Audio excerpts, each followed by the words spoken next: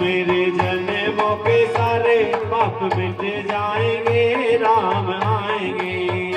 मेरे जन्मों के सारे पाप मिट जाएंगे, राम आएंगे। मेरी झोपड़ी के भाग आज खुल जाएंगे, राम आएंगे। मेरी झोपड़ी के भाग आज खुल जाएंगे, राम आएंगे।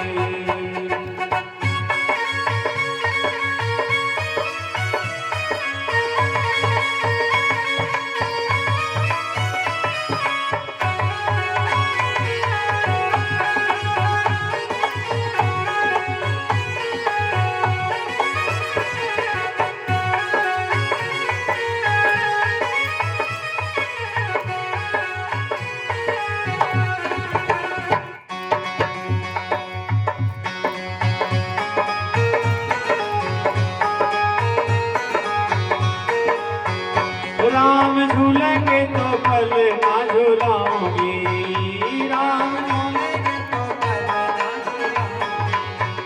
मीठे मीठे मैं तो भजन सुनाऊंगी, मीठे मीठे मैं तो भजन सुनाऊंगी।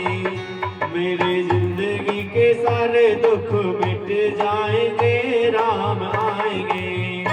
मेरी जिंदगी के सारे दुख मिट जाएंगे, राम आएंगे। ओ मेरी झोपड़ी के भाग आज खुल जाएंगे, राम आएंगे।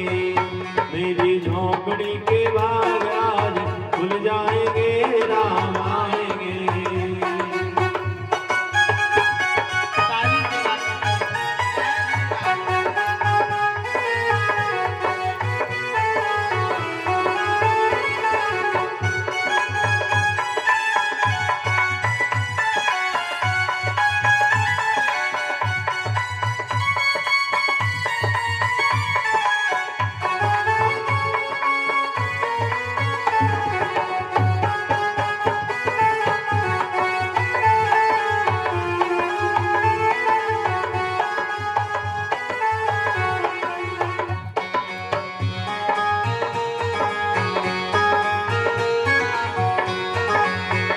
मैं तो रुच रुच भोग लगाऊंगी, मैं तो रुच रुच भोग लगाऊंगी। मीठे मीठे मैं तो बेर खिलाऊंगी, मीठे मीठे मैं तो बेर खिलाऊंगी। ओ मैं तो रुच रुच भोग लगाऊंगी, मैं तो रुच रुच भोग लगाऊंगी। ओ मीठे मीठे मैं तो बेर खिलाऊंगी, मीठे मीठे मैं तो बेर खिलाऊंगी। प्यारी प्यारी सीता राम आएंगे, आएंगे राम आएंगे। मेरी झोपड़ी के भाग आज खुल जाएंगे, राम आएंगे। ओ राम आएंगे, आएंगे राम आएंगे। ओ राम आएंगे, आएंगे राम आएंगे। मेरी झोपड़ी के भाग आज खुल जाएंगे, राम आएंगे। मेरी झोपड़ी के भाग आज खुल जाएंगे, राम आएंगे।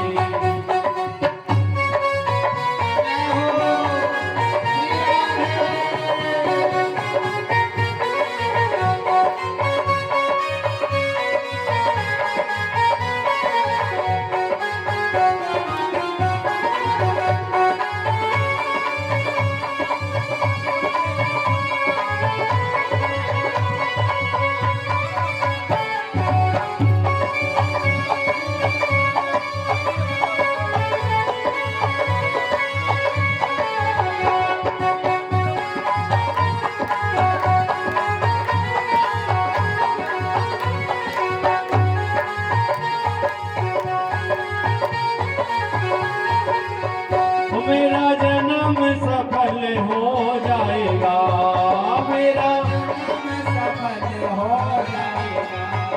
तन झूमेगा और मन गीत गाएगा, तन झूमेगा और मन गीत गाएगा। मुझे मुक्ति का रास्ता दिखलाएंगे, राम आएंगे। मुझे मुक्ति का रास्ता दिखलाएंगे,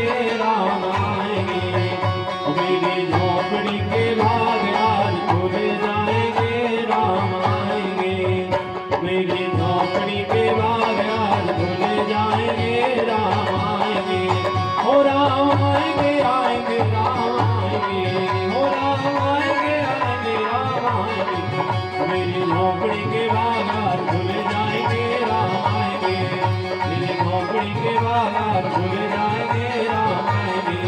मेरी नौकरी के हालात भूल जाएंगे, राम आएंगे, राम आएंगे, राम आएंगे, राम आएंगे, राम आएंगे, राम आएंगे। बोले भक्तवत्सल भगवान की जय हो, भागवत महापुराण की जय। श्री राधे। अब शांति से बैठ जाएंगे। तो यही बात हुई, भगवान तो सुख की राशि है, जो आनंद सिंधु सुख राशि, उनके पास दुख कहां से हो सकता है। कुंती बुआ जी तो दुख मांग रही थी, लेकिन एक बात बताओ, जिसके पास दुख ही नहीं है, जो सुखी ही सुख है, वो दुख कहां से दे सकता है। और याद रखना मेरे प्यारे बंधुओं, दुख भगवान नहीं देते हैं, और मैं कहता हूं सुख भी भगवान नहीं देते हैं। ये सुख और दुख कौन देता है? ये सुख और दुख हमारे कर्म देते हैं। सुख से दुख से न कोई दाता, सुख दुख महाराज भगवान नहीं देते। याद रखना, सुख भी हमारे कर्म देते हैं और दुख भी हमारे कर्म देते हैं। परमात्मा किसी को सुख दुख नहीं देता। अब आप ये कहोगे कि महाराज दुख कहां से आ जाते हैं? फिर भाई भगवान अगर दुख नहीं देते तो दुख आते कहां से हैं? वो वहां से आते हैं कि जैसे आज से 5 साल पहले आपने कोई पाप किया था, पेड़ लगाया था 5 साल पहले। अब वो पेड़ महाराज लगाया तो बबूल का था। आपने सोचा कि आम का पेड़, देखा तो क्या हुआ, वहां आम का पेड़ नहीं था, बबूल का पेड़ था। अब बताओ वहां बबूल के आम कैसे लग सकते हैं? क्योंकि बोया ही आपने बबूल का पेड़ था।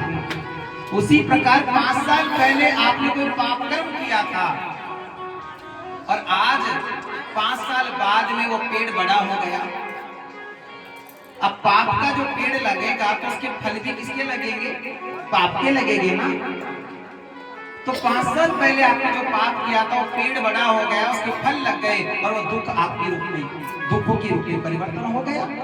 इतने दिन तक सुखी थे, 5 साल पहले, क्योंकि पेड़ को लगने में टाइम लगता है, बड़ा होगा, फिर महाराज फूल आएंगे, फिर उसके बाद में फल आते हैं। याद रखना बंधुओं, सुख भी हमारे कर्म देते हैं, दुख भी हमारे कर्म देते हैं। अगर आप ये चाहते हो कि हम सुखी हो जाएं, तो पहली बात तो ये है कि संसार में ऐसा कोई भी व्यक्ति नहीं है जो छाती ठोक करके ये कह दे कि मैं पूरी तरह से सुखी हूं। कोई तन दुखी, कोई मन दुखी, कोई धन बिन रहते उदास, अरे थोड़े थोड़े सब दुखी और सुखी राम के दास। संसार में ऐसा कोई व्यक्ति नहीं है जो पूरी तरह से सुखी हो। किसी को पति का दुख है, महाराज हमारे पति हमको मारते हैं। किसी को महाराज घर में बच्चा नहीं है, किसी के बच्चा है तो ऐसा क्यों है, नालायक, इसी बात का दुख है। और किसी के महाराज ऐसा दुख है कि महाराज एक पड़ोसी से दुखी है। और देखी जाए तो आज के जमाने में है ना, लोग अपने दुख से ज्यादा दुखी नहीं है, अपने पड़ोसी के सुख से ज्यादा दुखी है कि ये हमसे ज्यादा सुखी क्यों है। बंधुओं, जानते हो कल मैंने एक बात बताई थी आपको, आप संसार में किसी व्यक्ति को धन नहीं दे सकते, कोई बात नहीं, कुछ मदद नहीं कर सकते, कोई बात नहीं, लेकिन कभी ऐसा मत करना कि आपकी वजह से किसी को पीड़ा पहुंच जाए। मन वचन कर्म से किसी को पीड़ा मत देना। कोई जरूरी नहीं है महाराज कि किसी को चाकू भोंक करके हत्या होती है, वाणी से भी हत्या होती है। शब्द संभाल के बोलिए, शब्द के हाथ न पाओ, एक शब्द है औषधि और एक शब्द है घाव। पड़ोसी के सुख से व्यक्ति दुखी है, क्यों महाराज? जैसे एक बार एक गांव था, उस गांव में एक व्यक्ति बड़ा गरीब था, परेशान हो गया। एक बार घर छोड़ करके जंगल चला गया, रोने लगा। महात्मा जी ने पूछा, भाई तो रो क्यों रहा है? कहा, महाराज मेरे घर में खाने को कुछ भी नहीं है, घर में रोज लड़ाई होती है, क्या करूं? तो कहा, भाई तो ऐसे रोई मत, एक काम कर, तू ये शंख ले जा और शंख को ले जाना, शंख को फूकेगा ना तो शंख से आवाज आएगी, क्या चाहिए तो शंख को बता देना, वो शंख तुझे दे देगा। उसने कहा, महाराज बड़ी जोर की बात बताई आपने, लाओ शंख मुझे दो। शंख लेकर के महाराज वो व्यक्ति दौड़ गया। संत ने कहा, रुक मेरी बात, मैं एक बात बताना भूल गया। कहा, क्या? इसकी शंख की ये विशेषता है कि जो इससे तू मांगेगा तुझे तो मिलेगा, लेकिन पड़ोस को डबल मिलेगा। ये शंख की विशेषता है। अब महाराज वो शंख को ले आया, पर उदास था, सोचने लगा कि ऐसी चीज क्या मांगू जिससे मेरे एक को पड़ोस के दो हो जाए, मैं बजाऊंगा ही नहीं शंख को।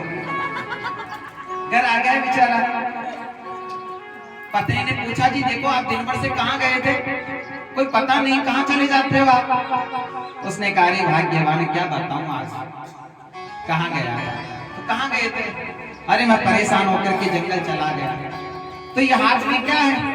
तो हाथ मत लगा इससे। तो कहा, क्या है? अरे शंख है। तो शंख को दे दिया। अरे देवी जानती हो इस शंख की विशेषता है, लेकिन इसे बजाऊंगा नहीं। कहा, क्यों? देवी ये हमारी गरीबी तो दूर कर सकता है शंख, लेकिन ऐसी गरीबी दूर करके क्या करूंगा कि पड़ोसी डबल अमीर हो जाए हमसे। कहा, क्यों? अरे देवी इस शंख से जब फूंक मारते तो आवाज आती, क्या चाहिए? तो शंख को जो चाहिए जो बता दो, हमारे तो होगी लेकिन पड़ोस में डबल हो जाती है। तो कहा, अरे हमारे घर के अंदर अन्न का एक दाना नहीं है और तुम्हारे पास इतनी कीमती चीज है, लाओ अन्न का एक दाना नहीं है, ऐसा करो शंख को बजाओ, एक की बोरी चाहिए। उसने कहा, नहीं नहीं, पड़ोस के डबल बोरी हो जाएगी। उसने कहा, नहीं नहीं जी बजाओ तो सही, ये देखो घर में एक अन्न का दाना नहीं, आप तो चले गए, शाम को भोजन क्या बनाऊंगी बताओ? उसने कहा, ठीक है, लेकिन एक बार बजाऊंगा, दोबारा फिर नहीं बजाऊंगा। कहा, ठीक है। उसने महाराज शंख को खोल करके बजाया, फूंक दी, उसमें से आवाज आई, क्या चाहिए? कहा, एक गेहूं की बोरी चाहिए। तुरंत महाराज एक गेहूं की बोरी आ गई। उसने कहा, उसके बच्चे का नाम था चिंटू, बेटा चिंटू देख क्या पड़ोस के आंटी की देखिए कितनी बोरी हो रही।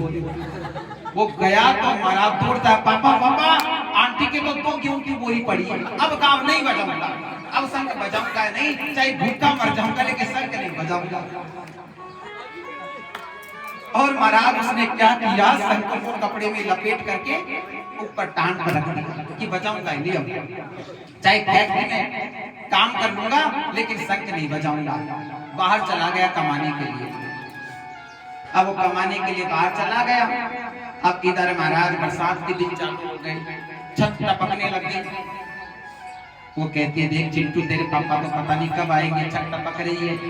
अरे बेटा पूरी छत टपक गई, क्या करें? उसने कहा, अरे मम्मी वो शंख बजाओ ना, हमारे मकान बन जाएगा, शंख बजाओ। उसने कहा, अरे हाँ बेटा शंख निकाल। पत्नी समझदार थी, अच्छी थी, वो ऐसे ईर्ष्या नहीं करती थी। उसने शंख निकाला, बजाया, क्या चाहिए? कहा, हमारे सुंदर मकान हो जाए। और जैसे महाराज देखा तो सुंदर मकान बन गया, और देखा तो पड़ोस में डबल मंजिल की मकान, 2 मंजिल का मकान हो गया। अब बरसात के दिन पूरे हुए, पति काम करके बेचारा वहां से आया, जैसे घुसा तो बाहर देखता कि पड़ोस के अंदर तो 2 मंजिल का मकान खड़ा। वो समझ गया, हो ना, शंख बजाया, शंख बजाया तभी 2 मंजिल की महाराज मकान हो गया, ऐसा हो ही नहीं सकता, 1 नंबर के चोटे कहां से बनाएंगे? शंख बजाया मेरी पत्नी ने, जाकर के लड़ाई करने लग गया। मैंने कहा था ना शंख नहीं बजाएगी, तूने बजा दिया ना शंख। उसने कहा, देखो जी आप तो चले गए थे, छत टपकने लगी थी, क्या करते? तो टपकने देती, टूट जाती छत, और क्या होता तुझे बता दे, पड़ोस के अंदर 2 मंजिल की मकान बन गया। लाओ लाओ शंख मुझे दो। कहा, क्या करोगे? शंख तो ला। उसने शंख बजाया, क्या चाहिए? कहा, मेरी 1 मंजिल की मकान टूट जाए, पड़ोसी का कितना टूटेगा? अब बताओ, आजकल के लोगों की ये हो गई। अपने सुख से ज्यादा तो पड़ोस के मरा पड़ा, अपने दुख से ज्यादा पड़ोस क्यों सुखी हो रहा है, इसी बात का दुख हो गया। ऐसा नहीं होना चाहिए। लेकिन वो सुख और दुख महाराज हमारी कर्म देते, भगवान किसी को सुख दुख नहीं देते। तो भगवान ने कहा ठीक है बुआ जी, हम आपको दुख तो नहीं दे सकते, लेकिन आपके कहने पर अब हम आपको छोड़ करके नहीं जाएंगे। आप कहते हो ना कि तुम चले जाते हो, तो वही हमारे लिए महाराज दुख का कारण बन जाता है।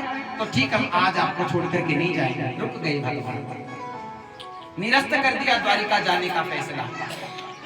अब एक दिन क्या हुआ, भगवान कमरे में बैठे थे और बैठे बैठे रोने लगे।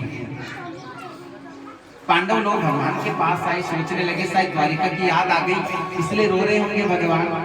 कहा केशव, भगवान का एक नाम है केशव, केशव रो क्यों रहे हो, क्या बात है, क्या मैया की याद आ रही है, क्या रुक्मणी जी की याद आ रही है?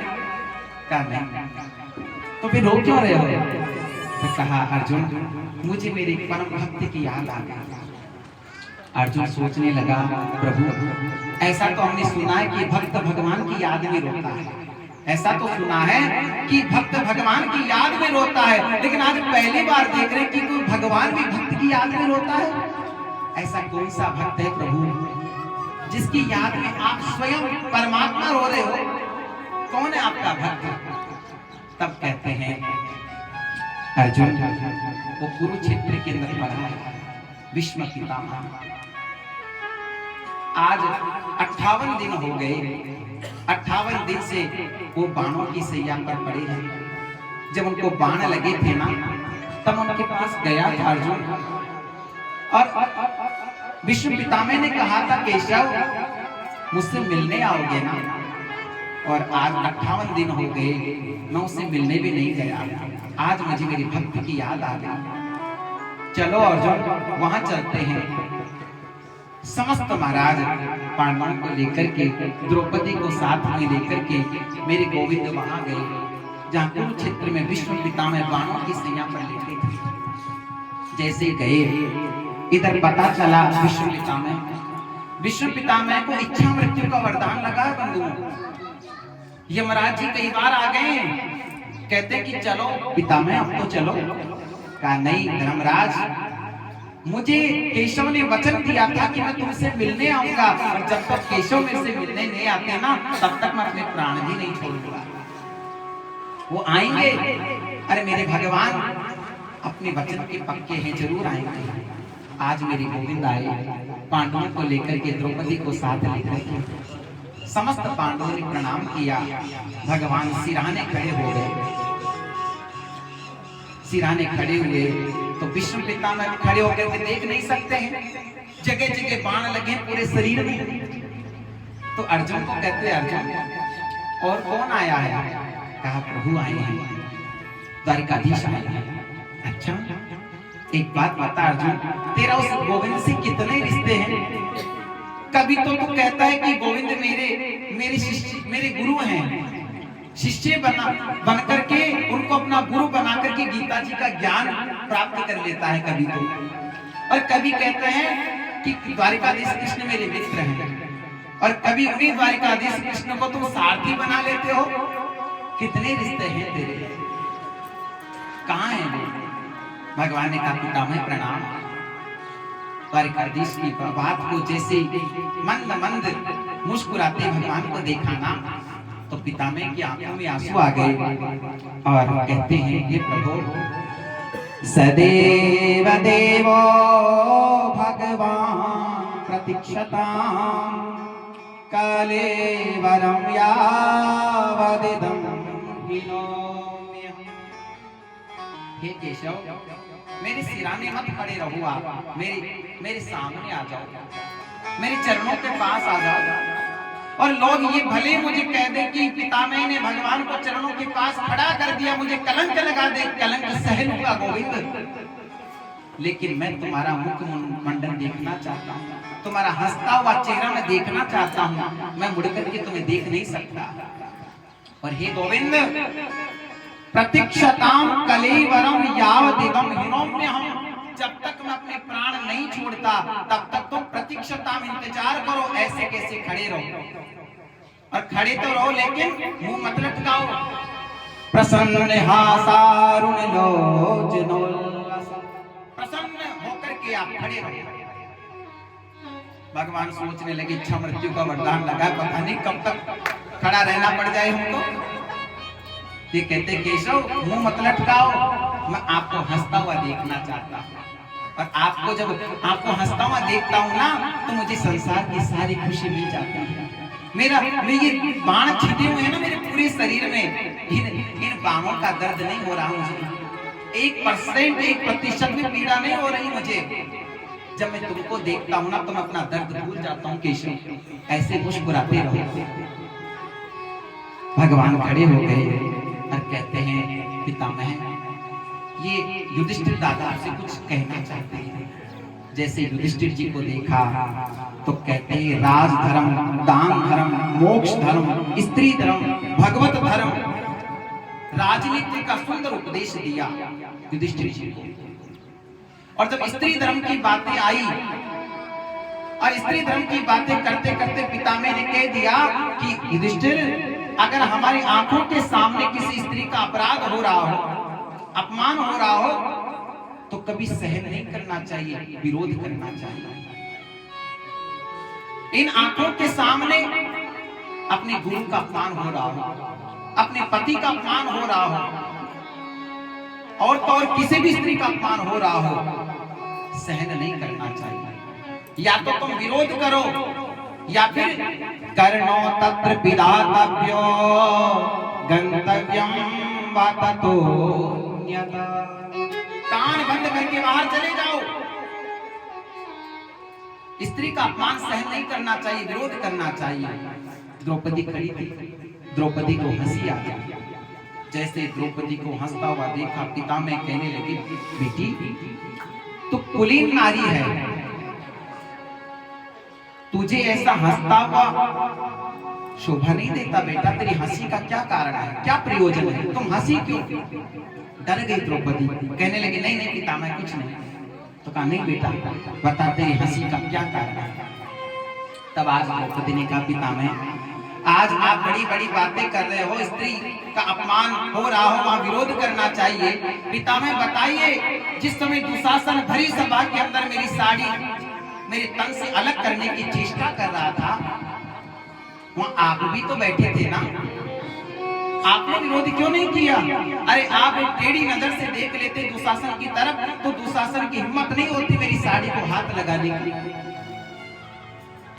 आपने भी तो देखा ना, आज आप तो बड़ी बड़ी बातें कर रहे हो। अरे पितामह आपने विरोध क्यों नहीं किया? इतना सुना पितामह फपक फपक करके बहुत रोए, फूट फूट करके और कहते बेटा मुझे क्षमा कर दे, मुझसे गलती हो गई बेटी, लेकिन बेटा इसका अन्न खाया है ना मैंने, वो खून के माध्यम से पूरा रक्त निकल गया है, अब मैं विरक्त हो गया। उस दुर्योधन का, पापी दुर्योधन का अन्न खाया था, मेरी बुद्धि मलिन हो गई थी। लेकिन एक बात बेटा बता बेटा, मैंने इसका प्रायश्चित किया है। एक बात बता बेटी तो मुझे, मैं कौन हूं? मैं परशुराम का शिष्य, मेरे गुरु परशुराम हैं, और मेरे सामने इंद्र भी अगर युद्ध करते हैं ना तो वो भी एक बार तो घबरा जाते हैं मेरे से युद्ध करने के लिए। एक छोटा सा नन्हा सा बालक जिसको मैंने अपनी गोद में खिलाया अर्जुन को, क्या अर्जुन मेरी बाण लगा सकता है?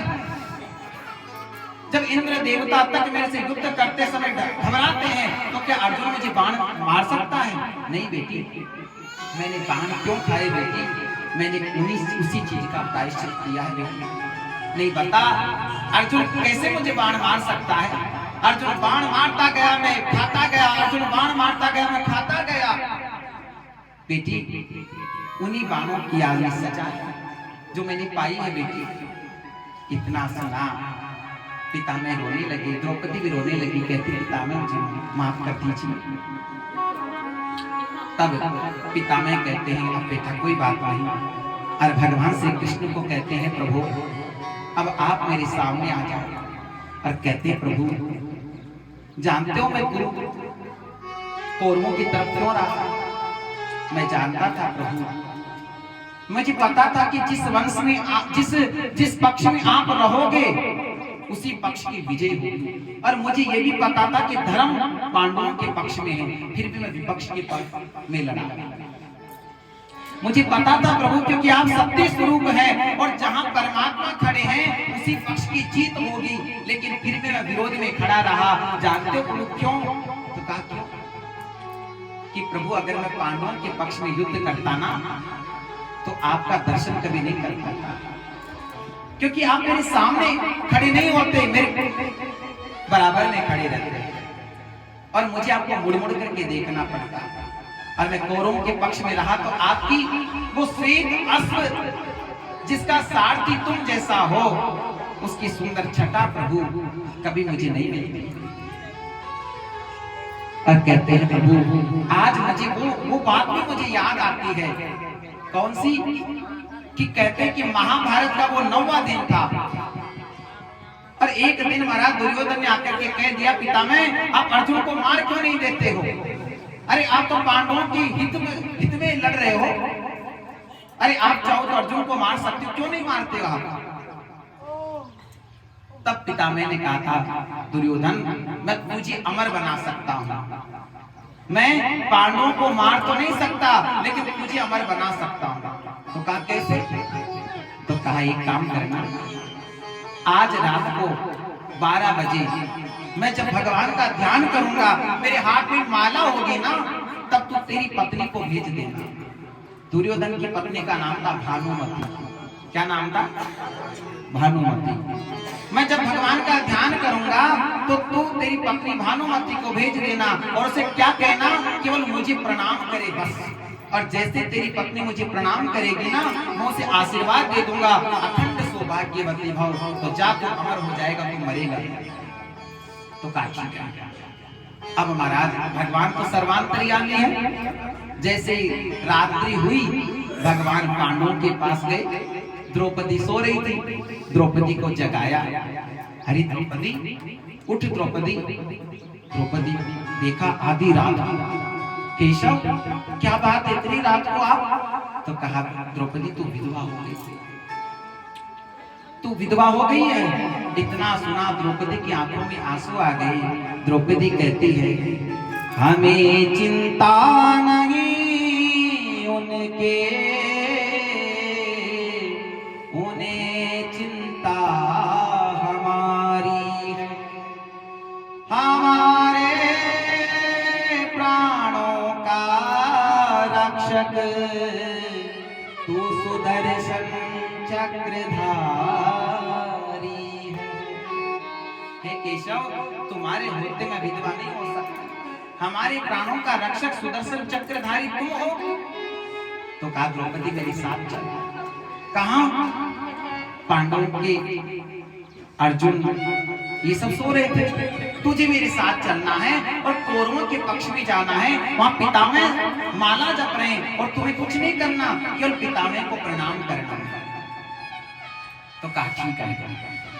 आधी रात सन्नाटा छाया हुआ था, अंधियारी वो रात थी। द्रौपदी को साथ लेकर के मेरे द्वारिकाधीश चल दिए। द्रौपदी की चप्पल की आवाज कर रही थी। भगवान ने कहा द्रौपदी रुक। कहा क्या हुआ? अरे तेरी चप्पल आवाज करती है, चप्पल उतार। चप्पल उताराया और भगवान ने द्रौपदी की चप्पल को महाराज अपने बगल में दबा लिया। कहा अब चलो, अब आवाज नहीं आ रही। जैसे गए और कहा सुनो द्रौपदी तुम्हें कुछ नहीं करना है, केवल पितामह को प्रणाम करना है। तो कहा केशव तुम नहीं चलोगे? तो कहा नहीं, मैं इसी पेड़ के नीचे तुम्हारा इंतजार करूंगा, तुम जाओ। ये द्रौपदी गई महाराज और पितामह उस समय माला जप रहे थे। और जैसे ही आंख बंद थी उनकी और द्रौपदी ने प्रणाम किया, तातश्री प्रणाम। उन्होंने सोचा कि शायद भानुमति है और आशीर्वाद दे दिया अखंड सौभाग्यवती भव। पितामह प्रणाम, सौभाग्यवती भव, देवी अखंड सौभाग्यवती भव। फिर तीसरी बार कहा मैं द्रौपदी पिता मैं आपको प्रणाम करती हूँ। जैसे महाराज आंखें खोली तो द्रौपदी को सामने देखा तो सुनते ही वचन द्रौपदी के हाथों से माला छूट गई। प्रभु के चरणों में लगी वो अटूट समाधि टूट गई। माला छूट गई पितामह से और कहा रही द्रौपदी तू? हाँ पितामह मैं। कोई बात नहीं बेटा, मैंने तो सोचा भानुमती पर तू आई है। बेटा पितामह का आशीर्वाद मिथ्या कभी नहीं होगा। मैंने तुझे आशीर्वाद दिया अखंड सौभाग्यवती हो तो तू अखंड सौभाग्यवती ही रहेगी। लेकिन बता बेटी तू अकेली कैसी आई आधी रात को? तुझे डर नहीं लगा? ये द्रौपदी कहते नहीं पितामह मैं अकेली नहीं आई, गोविंद मेरे साथ आए थे। अच्छा कहाँ है वो? तो बाहर इंतजार कर रहे हैं। जैसे ही महाराज पितामह द्रौपदी को लेकर के बाहर आए, दरबार को पूछा जो पहरा दे रहे थे, अरे कोई आया था क्या? कहा आया था काला काला, वो देखो वो पेड़ के नीचे सो रहा है। भगवान जानते क्या कर रहे थे? भगवान द्रौपदी की चप्पल का सिराना लगा करके अपनी काली कामर ओढ़ करके सो रहे थे। पितामह ने क्या किया? काली कामर खींच ली। अरे केशव सो रहे हो यहाँ आकर के? इन्होंने कहा हाँ प्रभु। तो कहा प्रभु जिसकी चप्पल आप सिराने लगा करके सोते हो उस भक्ति की कभी पराजय हो सकती है? नहीं होती। कल सिकंडी को आगे कर देना पर महाराज मैं अपने अस्त्र शस्त्र रख दूंगा, पांडवों की विजय हो जाएगी। तो आज यही बात पितामह कहते हैं केशव मुझे वो सुंदर दृश्य याद है। और हे गोविंद आज जब मैं और मेरा अर्जुन का युद्ध हो रहा था तो प्रभु मुझे पता चला कि आपने एक प्रतिज्ञा करी थी। गोविंद ने क्या प्रतिज्ञा करी थी? जब अर्जुन गए थे ना भगवान को मांगने, दुर्योधन भी गया था तो भगवान सो रहे थे। ध्यान से सुनना। तो ये पहले पहुंच गया दुर्योधन और जाकर के सिराने बैठ गया कि सबसे पहले मैं आया हूं। बाद में अर्जुन पधारे। गोविंद की आंख खुली, सामने देखा तो अर्जुन खड़े हो गए मेरे गोविंद। अरे अर्जुन कब आए? पास में बैठा था दुर्योधन। कहा नहीं पहले तो मैं आया हूं। तो कहा मैंने तो देखा अर्जुन को है, मैं तो पहले अर्जुन को जो मांगेगा वो दूंगा। कहा नहीं पहले तो मैं आया हूं। तब भगवान ने कहा था सुनो, एक तरफ रहेगी मेरी नारायणी सेना और एक तरफ रहूंगा मैं निहत्ता। युद्ध में कभी अस्त्र शस्त्र नहीं उठाऊंगा मैं निहत्ता पूरा निहत्ता रहूंगा और एक तरफ मेरी नारायणी सेना रहेगी। बताओ तुम्हें क्या चाहिए? अर्जुन कहने लगा प्रभु मुझे सेना नहीं, मुझे तो महाराज आप चाहिए प्रभु, मैं तो आपको मांगने के लिए आया। दुर्योधन खुश हो गया, सोचने लगा कि ये तो द्वारिकाधीश कृष्ण तो निहत्ता रहेगा, युद्ध में अस्त्र शस्त्र भी नहीं उठाएगा, क्या मतलब? हम ये कहने लगा प्रभु मुझे तो नारायणी सेना दे दो आपकी। भगवान हंसने लगे। तो आज यही बात कहते हैं प्रभु पितामह कहते हैं कि प्रभु आपने प्रतिज्ञा करी थी कि मैं युद्ध में अस्त्र शस्त्र नहीं उठाऊंगा और उसी समय मैंने भी एक प्रतिज्ञा करी थी। आज जो हरि न शस्त्र गहाओ तो लाजो गंगा जननी को शांतनी सुत न कहा। अगर मैंने द्वारिकाधीश कृष्ण को अस्त्र उठाने के लिए मजबूर नहीं कर दिया ना तो मैं गंगा पुत्र भीष्म ये प्रतिज्ञा करी। और कहते हैं प्रभु वो युद्ध कितना भयानक हो रहा था। पितामह ने इस प्रकार के बाण चला रहे थे कि कभी तो महाराज अर्जुन का मुकुट गिर जाता, कभी बाजूबंद गिर जाते हैं, कभी धनुष बाण गांडीव धनुष छूट करके पड़ गया। और दो बाण तो भगवान कृष्ण के हाथों में चला दी पितामह ने। जैसे देखा प्रभु ये क्या हो रहा है, आज पितामह इस प्रकार का भयानक युद्ध कर रहे हैं, ऐसा लगता है कि शायद आज कौरवों की विजय हो जाएगी, हम हार जाएंगे। भगवान पितामह के ऊपर पितामह इतना भयानक युद्ध कर रहे हैं कि अर्जुन कांप गया महाराज। भगवान से देखा नहीं गया। भगवान छलांग लगा गए और छलांग लगा करके महाराज टूटा हुआ रथ का पहिया चक्का पड़ा था, उसी को उठा करके महाराज पितामह के ऊपर छोड़ दिया। और उसी समय पितामह ने कहा, हाँ हाँ मुझे मार दो, छोड़ दो, यही तो मैं चाहता था प्रभु, यही तो मैं चाहता था।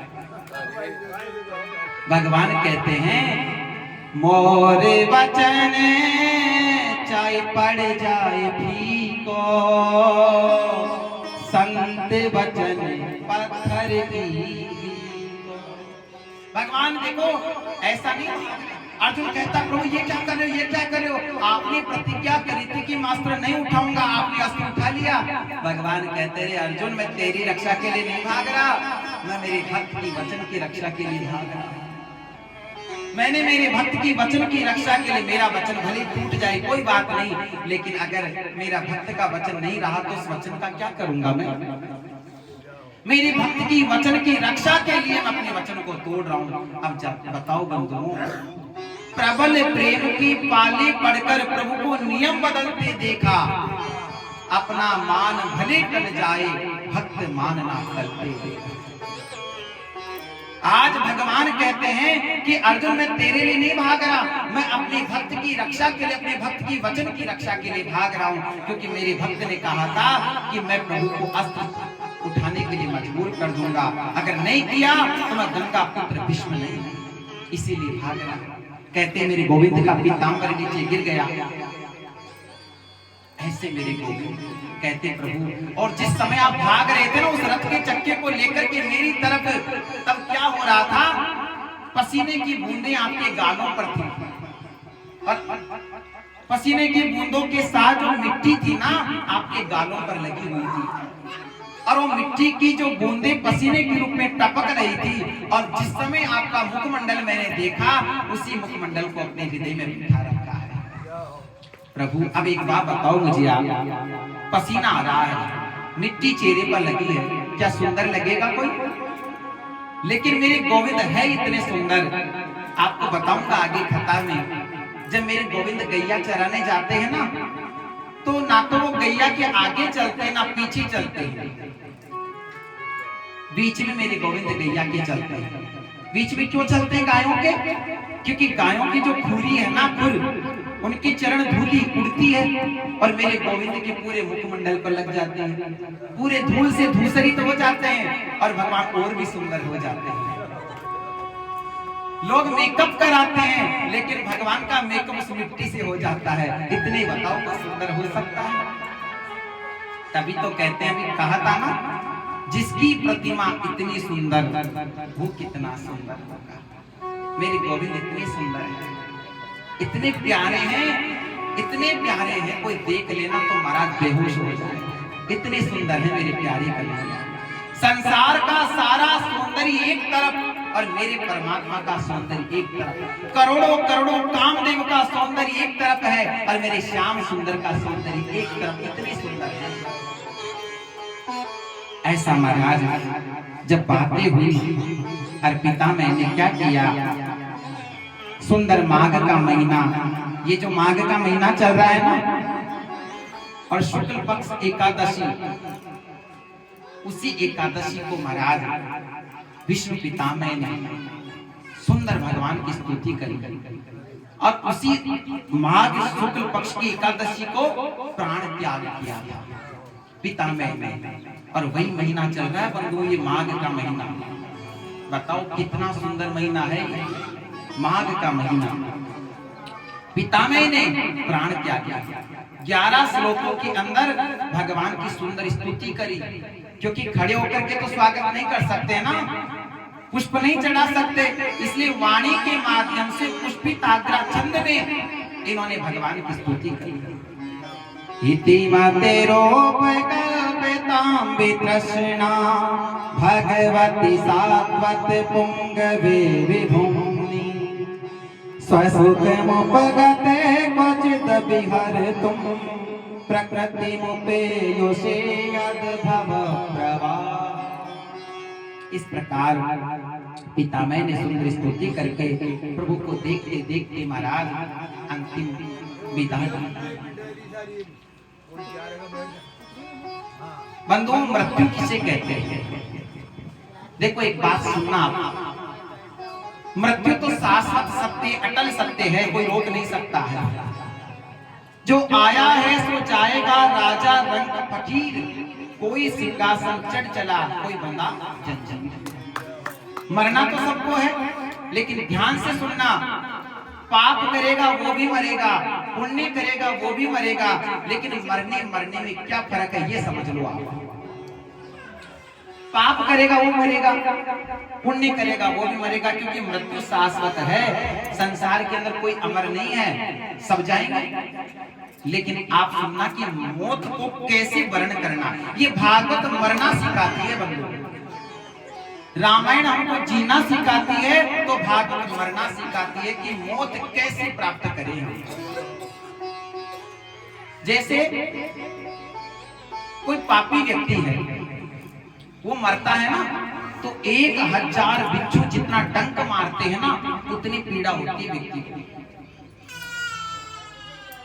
पाप करेगा वो भी मरेगा, पुण्य करेगा वो भी मरेगा, लेकिन मरने में क्या फर्क है। जैसे बिल्ली क्या करती है, अपने शिकार को पकड़ती है ना बंधुओं, तो आप देखो उसको लहू-लुहान कर देती है।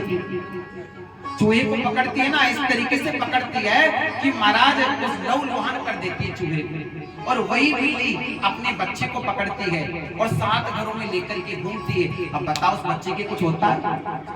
कुछ नहीं होता ना, क्यों नहीं होता? और वो बच्चा भी चुपचाप बैठा रहता, वो जानता है पकड़ने वाला कौन है, मेरी माँ, मुझे पीड़ा नहीं देगी। उसी प्रकार बंधु जो भगवान का भक्त होता है, वो मानता है कि मौत तो होगी, लेकिन मेरी मौत अगर मुझे लेने के लिए आए तो यमराज के दूत कौन है? यमराज के दूत मानो काल के रूप में जिसे बिल्ली दबोचती है, उसी प्रकार के यमराज के दूत उसको दबोचते हैं, उसके प्राणों को खींचते हैं, पीड़ा होती है। 1000 बिच्छू डंक मारते, उतना दर्द होता है, रोता है वो। आप देखना कभी कभी तो मूत्र विसर्जन कर देता है, आंखों में आंसू आ जाते हैं, गर्दन हिलाने लगता है। वो क्यों हिलाता है? उसको यमराज के दूत दिखते हैं, उसके प्राणों को ऐसे नहीं खींच लेते हैं। वो कहता है प्रभु मुझे उठा ले, लेकिन नहीं उठाते, वो दर्द करते हैं, पीड़ा देते हैं उसके शरीर को। 1000 बिच्छू डंक मारते, उतना दर्द होता है शरीर में। वो पल पल कहता है मुझे मार दो, लेकिन नहीं मारते, क्योंकि पीड़ा देते हैं उसको। मूत्र विसर्जन कर देता है, रोने लगता है, गर्दन हिलाता है, अपने पापों को याद करता है। ये पापी व्यक्ति की मौत है। और जो भगवान का भक्त है उसकी भी मौत होती है। वो जब मरता है ना, तो कैसा मरता है? देहांत काले तुम सामने हो, मुरली बजाते मन को लुभाते। देहांत काले तुम सामने हो, मुरली बजाते मन को लुभाते। देहांत काले तुम सामने हो, मुरली बजाते मन को लुभाते। देहांत काले तुम सामने हो, मुरली बजाते मन को लुभाते।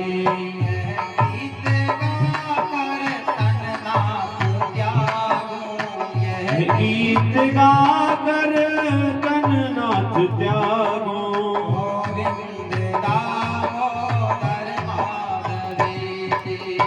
गोविंद दामोदर माधवेति, गोविंद दामोदर माधवेति। जब भगवान का भक्त मरता है ना, तो कैसे मरता है? उसके चेहरे पर मुस्कान होती है, वो मुस्कुराता रहता है जब मौत आती है। और उसके भी आंसू आते हैं, लेकिन वो आंसू दुख के आंसू नहीं, सुख के आंसू आते हैं। याद रखना, जो मरते समय जिसके गर्म आंसू है, इसका मतलब उसको यमराज के दूत लेने आए हैं। और जो मरते समय ठंडे आंसू हैं, इसका मतलब उसको भगवान के दूत, भगवान के पार्षद लेने के लिए आए। यही सच्ची पहचान है बंधु। अगर पता लगाना है व्यक्ति कहाँ जा रहा है, तो उनके आंसू से पता लगा लेना कि व्यक्ति कहाँ गया है। नरक में जाने वाले व्यक्ति के आंसू गर्म होते हैं, और जो वैकुंठ जाने वाले व्यक्ति के आंसू ठंडे होते हैं। वो सुखी रहता है, प्रसन्न रहता है, अपने आप को कृतकृत्य महसूस करता है कि वाह प्रभु, आज मैंने अपना काम पूरा कर लिया, मैंने आपकी कथाएं सुन ली, आपकी भागवत कथा सुन ली, आपका पूजा पाठ किया, प्रभु आपका धन्यवाद। वो महाराज प्रभु को देखते देखते महाराज अपने प्राण त्याग देता है, जैसे आज पिता ने प्राण त्याग दिया।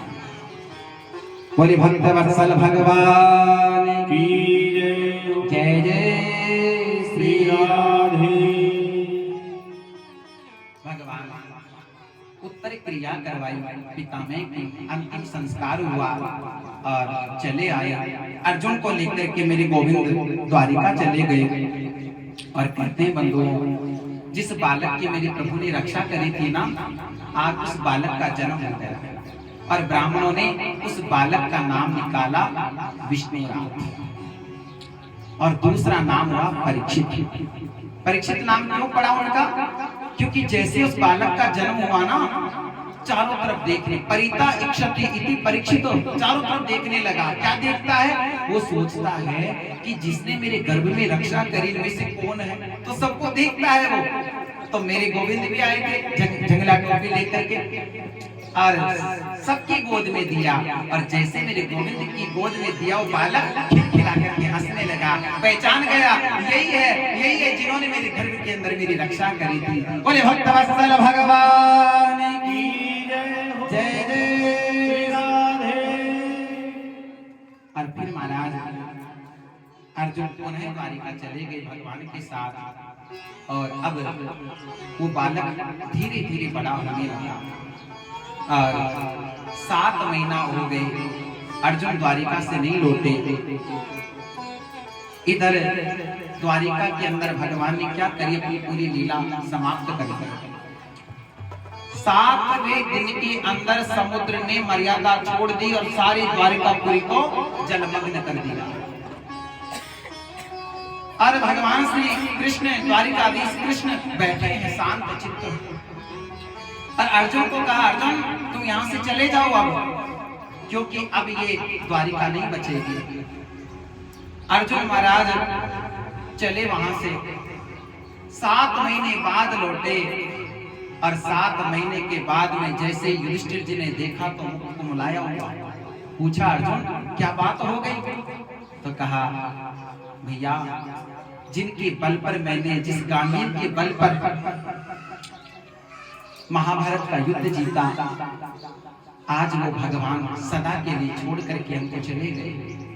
अपनी लीला संवरण कर ली गोविंद ने, और जैसे मैं उनकी स्त्रियां को बचा करके ला रहा था, अपने रथ में बैठा करके, एक भील आ गया, और जैसे भील आया मैंने उनसे युद्ध किया, लेकिन आज मैं उस भील से हार गया। मेरा गांडीव किसी काम का नहीं आया। समय समय सुंदर सबे,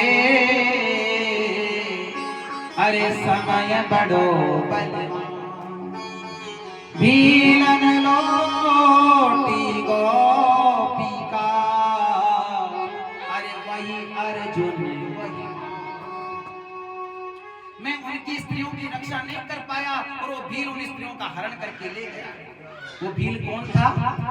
वो भील भगवान ही बन करके आए थे महाराज, और भगवान ये बताना चाहते थे, अर्जुन तेरे गांडीव तब तक काम करता था जब तक मैं था, क्योंकि ये तेज किसके, तेरे गांडीव में जो तेज था वो मेरा तेज था। आज भगवान चले गए तो गांडीव भी निर्जीव हो गया।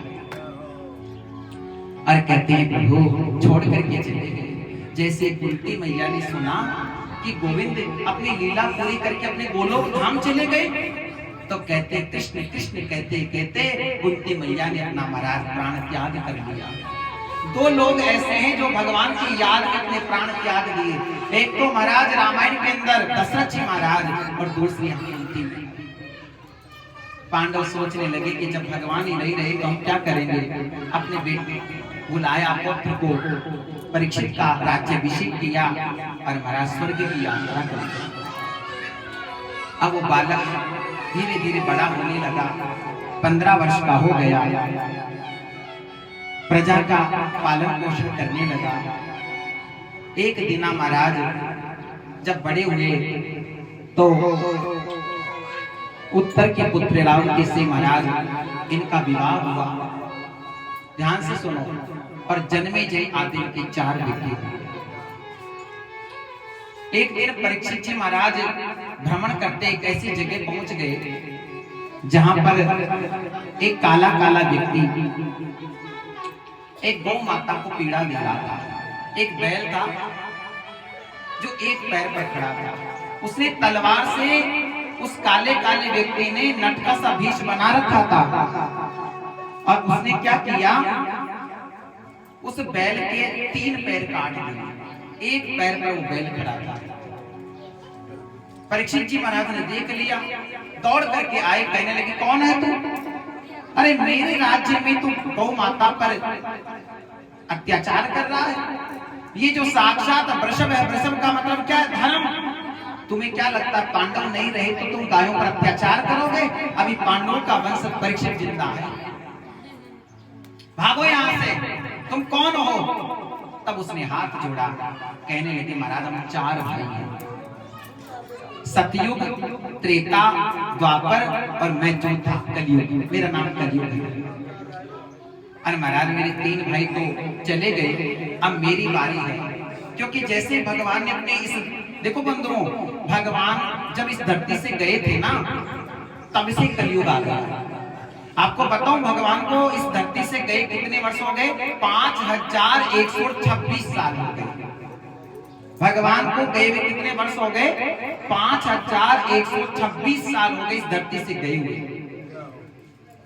और जब भगवान इस धरती को छोड़ करके गए थे ना, तभी से यहाँ कलयुग आ गया। तो ये कहता है महाराज मेरा नाम कलयुग है, मैं कहाँ चला जाऊं, मेरी बारी है। तो कहा नहीं भैया तू यहाँ नहीं रह सकता। तो कहा ठीक है महाराज मैं नहीं रह सकता, मुझे जगह बता दो जहाँ रह जाऊंगा। आप भी ध्यान से सुनना, बहुत सुंदर प्रसंग चल रहा है। तब भगवान जी ने, परीक्षित जी ने 4 जगह दी कलयुग को रहने की। अब आप भी सोच लो कहाँ कहाँ कलयुग रहता है, कहाँ कहाँ दी। इन्होंने कहा भैया तुझे मैं 4 जगह देता हूँ, वहां रहो। तो कहा बताइए महाराज। तो ये कहते हैं झूतम पानम स्त्रिया सोना यत्रा धर्मश्चतुर्विधि। 4 जगह मैं तुम्हें देता हूँ कलयुग, वहां तुम रहो। अब कौन सी जगह दी? पहली जगह दी धूतम। धूतम कहते जुआ, जहाँ ताश पत्ती खेली जाती है, सट्टेबाजी लगाई जाती है। अरे आजकल तो मोबाइल में भी पता नहीं कौन क्या क्या सट्टेबाजी लगाते हैं। ये जुआ है, ध्यान रखना, ये भी जुआ ही है। तो कलयुग कहाँ रहता है? जहाँ जुआ खेला जाता है, वहां कलयुग निवास करता है। दूसरा पानम। पानम का मतलब मदिरा, जहां शराब पी जाती है। जिस घर के अंदर शराब पीते हैं ना लोग, वो घर घर नहीं है महाराज, वो कलयुग का वास है वहां। मुझे एक बात समझ में नहीं आती है कि भैया ये ऐसी शराब में क्या है कि लोग महाराज गाली, अपनी इज्जत तक गंवा देते हैं, लेकिन इस शराब को नहीं छोड़ते। याद रखना बंधुओं, इससे इज्जत चली जाती है। चलो ठीक है, किसी का बाप दारू पीता है, लेकिन उस बच्चे का क्या दोष है जो विद्यालय जाता है? और जानते हो उसके साथ वाले जो उसके मित्र सहपाठी क्या कहते हैं? अरे चिंटू तेरे पापा को कल हमने नाली में पड़े देखा था। अब बताओ, नन्हा सा जो बच्चा है बेचारा, उसका क्या दोष है? जिसको महाराज उसके मित्र कहते हैं तेरा बाप शराबी है, नन्हा सा बच्चे के पर कितना असर पड़ता है। अरे उस बच्ची का क्या कसूर है जो अपने ससुराल में रहती है और उसके ससुराल वाले ताना देते कि तेरा बाप शराबी है, शराबी की बेटी है। भले अच्छी चरित्रवान है लड़की, वो संस्कारी है, लेकिन फिर भी कहेंगे ना तो क्या कहेंगे? शराबी की बेटी है। और उस बच्ची ने क्या कर दिया बताओ? बताओ कितना परिवार बर्बाद होता है। एक तो तुम्हारा घर बर्बाद, एक उस बच्ची का घर बर्बाद, एक महाराज जो उसकी पत्नी है उसको क्या कहेंगे? तेरा पति है। बंधुओं, इस शराब में कुछ नहीं रखा। अगर नशा करना है ना तो इसका नशा करो। इस नशे में वो जादू है तो जन्म जन्म तक कभी नहीं उतरेगा। नशा लगाना है तो भगवत का नशा लगाओ। जो दारू पीता है, शराब पीता है, ध्यान देना, उसका घर बर्बाद हो जाता है। एक बार एक सेठ जी थे, वो शराब पीते थे। उनकी दुकान थी तो कोई उनके रुकता नहीं था, क्योंकि वो शराब पीते थे। अब उनके कोई नौकर काम नहीं करता था, तो एक दिन कहीं जा रहे थे तो एक व्यक्ति मिल गया। अरे भाई तू क्या करता है? अरे सेठ जी मैं नौकरी की तलाश में हूं।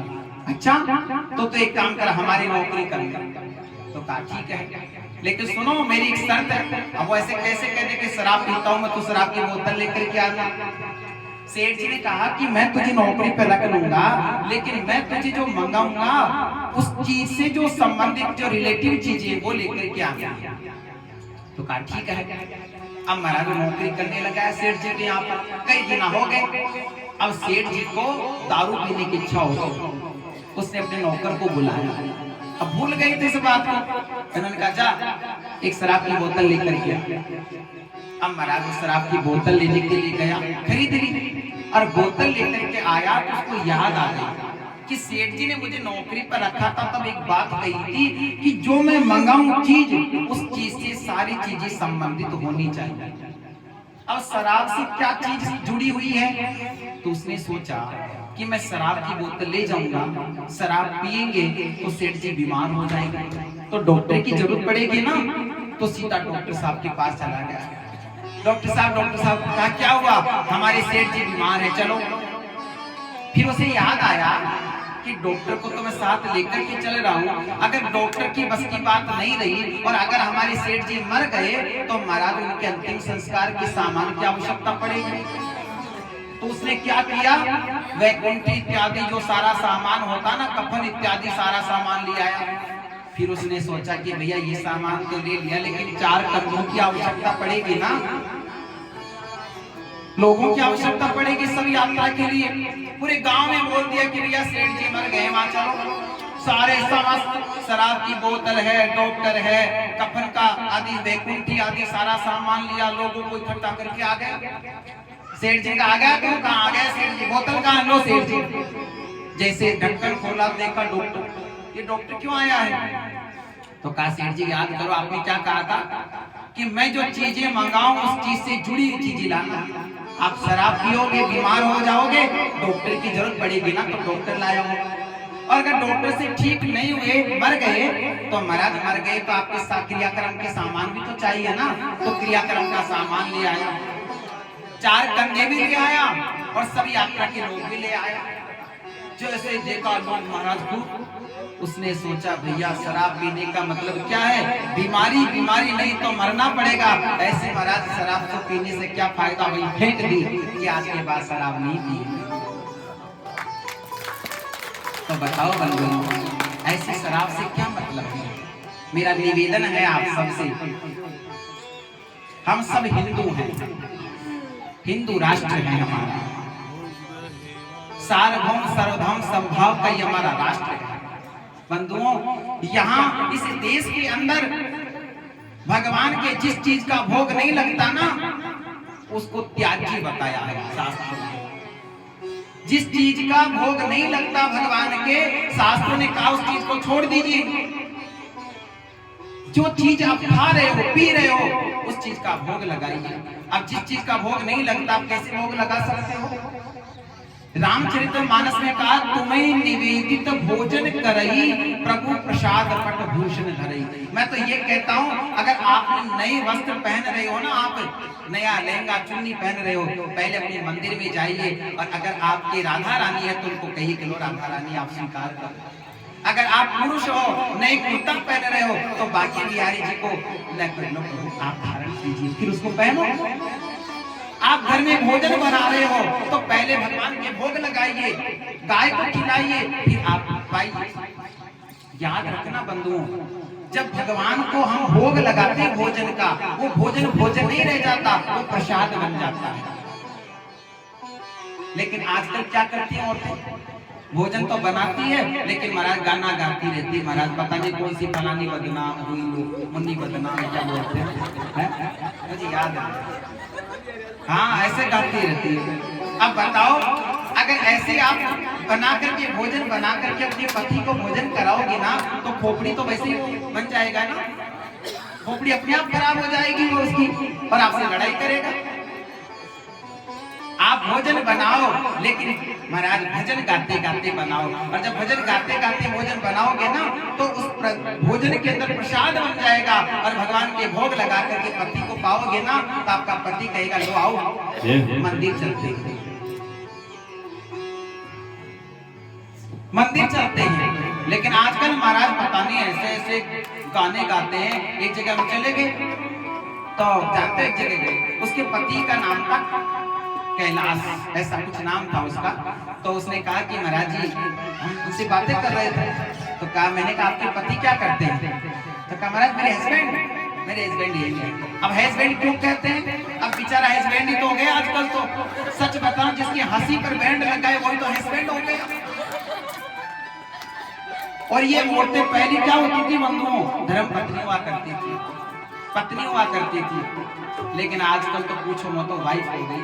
और वाइफ की फुल फॉर्म आपको बताऊंगा, बहुत खतरनाक स्पेलिंग है, WIF, without information fighting every time, जो बिना कारण पति से लड़ाई झगड़ा करेगा। हाँ। बोले बांके बिहारी लाल की जय।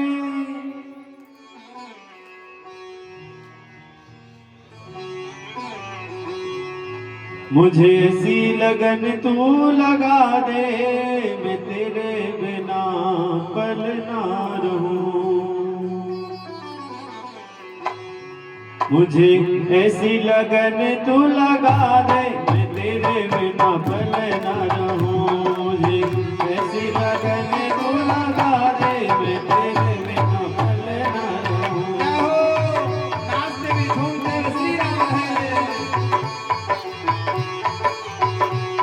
मैं तेरे बिना पल ना रहूं, मैं तेरे बिना पल ना रहूं, मैं तेरे बिना पल ना रहूं, मैं तेरे बिना पल ना रहूं। मन में प्यार वाला दीप जला दे, मैं तेरे बिना पल ना रहूं। मुझे ऐसी लगन तू लगा दे, मैं तेरे बिना पल ना रहूं। ताली से